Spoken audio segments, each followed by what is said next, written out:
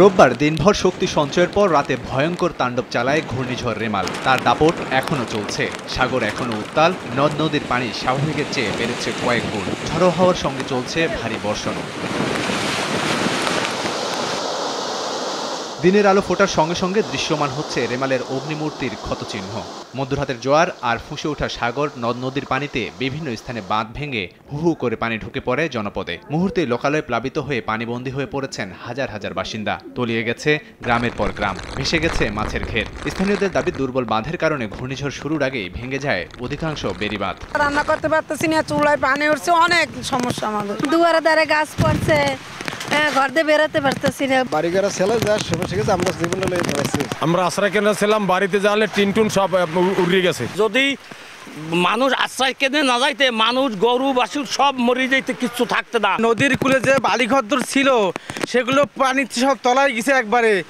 নগদে 500 টাকা বা তার বেশি পেমেন্টে পেতে পারেন ঢাকায় জমিসহ 20 কোটি টাকার পুরস্কার।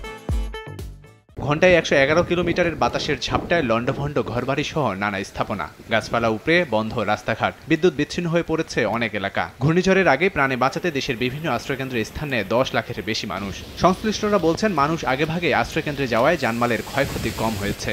পানি ঢুকে রাস্তাঘাট অনেক ডুবে গেছে, অনেক ব্রিজ ভেঙে গেছে। জোয়ারের পানিতে অনেক পুকুরের মাছ ভাসি গেছে, অনেক গরু ছাগল গাছগুছা পড়ে নষ্ট হয়েছে। সময় মতন ব্যারিকেডটা করতো, তাহলে দেখা যাচ্ছে এই বন্যায় আমাদের এই ক্ষয়ক্ষতিটা হতো না। আজকে 3 দিন বিদ্যুৎ নাই, বিদ্যুৎও আমরা খুব কষ্টে আছি। ঘূর্ণিঝড় রেমালের কারণে 5 জেলায় 10 জনের প্রাণহানি হয়েছে। এর মধ্যে ঘরের নিচে গাছ চাপা পড়ে ভোলায় শিশুসহ 3 জনের মৃত্যু হয়েছে। বরিশালে দেয়াল চাপায় 3 জনের প্রাণ ঝরে। এছাড়াও সাতক্ষীরা, পটুয়াখালী ও চট্টগ্রামে আরও 4 জন মারা গেছেন। বৃষ্টি যখন পাইছে তখন আর কি দেয়ালে মানে দোকানটা ছোট রেস্টুরেন্ট আছে ওটার উপর পড়ছে। এই ওয়ালটা কোনো লিন্ডিংও নাই, কোনো কলমও নাই, বাইরে করছে মোড়ও জায়গার সামনে রাখে নাই। এছাড়াও বিভিন্ন স্থানে সড়ক ভেঙে যোগাযোগ বিচ্ছিন্ন হয়ে পড়ে। ঝড়ের সঞ্চালন লাইন ক্ষতিগ্রস্ত হওয়ায় দ্বিতীয় দিনের মতো বিদ্যুৎ বিচ্ছিন্ন রয়েছে বিভিন্ন এলাকা।